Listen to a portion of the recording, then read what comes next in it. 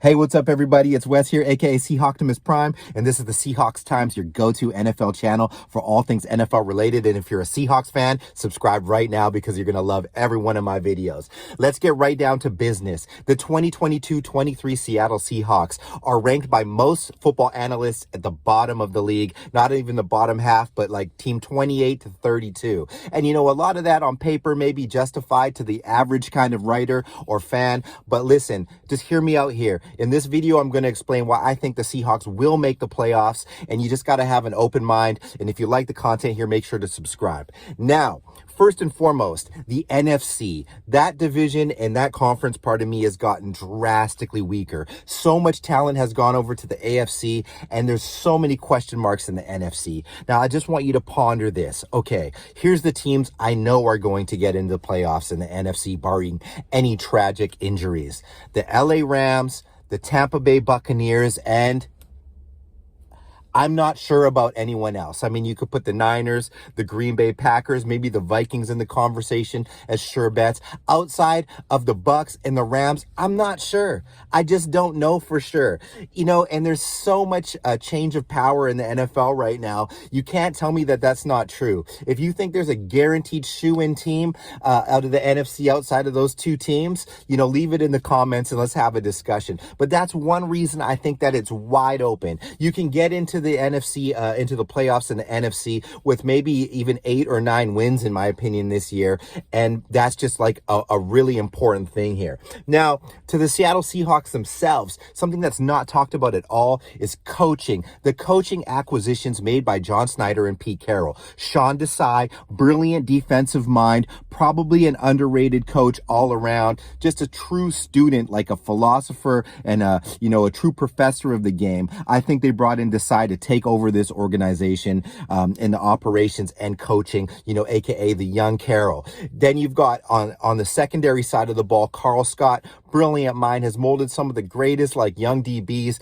He's a really good DBs coach, and working with raw prospects that we have, young prospects, Trey Brown, Tariq Woolen, sky's the limit there. And Clint Hurt, the promotion of Clint Hurt to defensive coordinator, bringing aggression to the D-line, changing the front to a more traditional aggressive front is going to be huge for Seattle, and they're going to like feed off of that. So coaching, that's a big deal. Young and coaching, fresh minds, fresh eyes on the field, which Seattle has been lacking for over 4 seasons. Now, speaking of that, defense alone, the Seattle defense, their aggressiveness and their ability to cause turnovers is one reason I also think they're going to make the playoffs. They have the personnel. They now have the edge rush. They do have some more dynamic secondary now. Healthy team going into the season. That's going to create turnovers, and we know what happens when Seattle gets turnovers. Traditionally, if they win a turnover battle, they are probably batting 75% win average, and I think they get back to doing that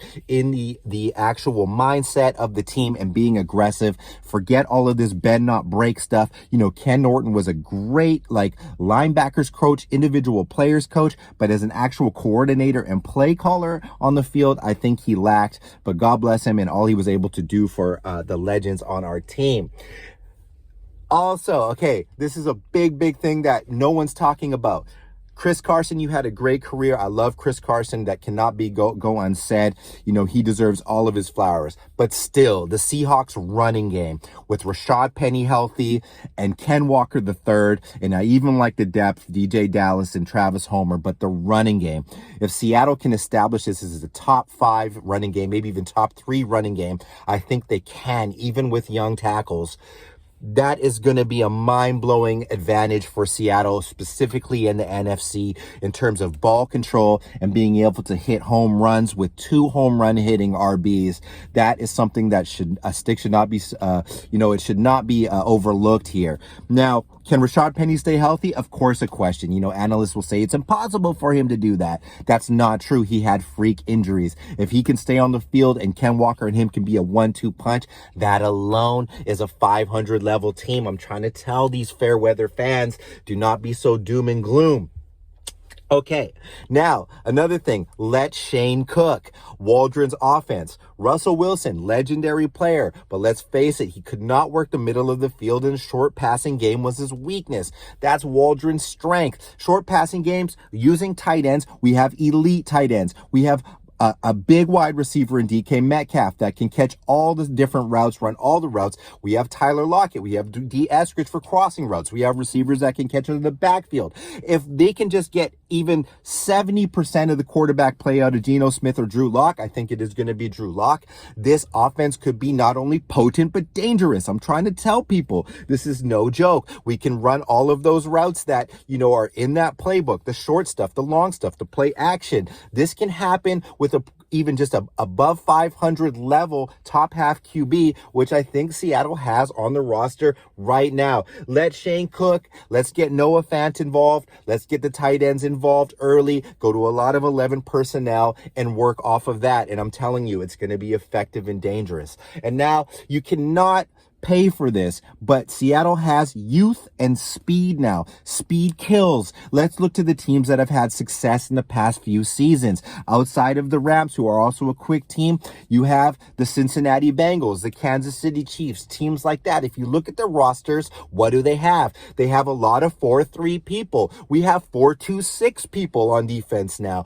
We have a lot of 4-3 people on offense. We are now younger and faster than we've been in a long time, and the NFL has proven when you have youth and speed and they're on the field, you have chances to win games. Let's not sleep on Seattle's drafting of the past couple seasons. It hasn't been very good before that, in my opinion, but of the past couple years, they've really been hitting home runs with players, and that's going to start showing as they hit the field now. Guys like Marquise Blair, guys you have not seen yet because of unforeseen circumstances or injuries. We've got a loaded 53, guys. They're sleeping on us. I'm trying to tell you. Now, that's my general consensus, but I just also go off vibe. The vibe of this team is loose. It's hungry. It's young. It's just kind of got into a new phase, a new era. You can just feel that aura. And as I watch these like early training camp kind of situations online, I just see it and I feel it. And I know that doesn't mean much to the, the hardcore statistical analyst, but as a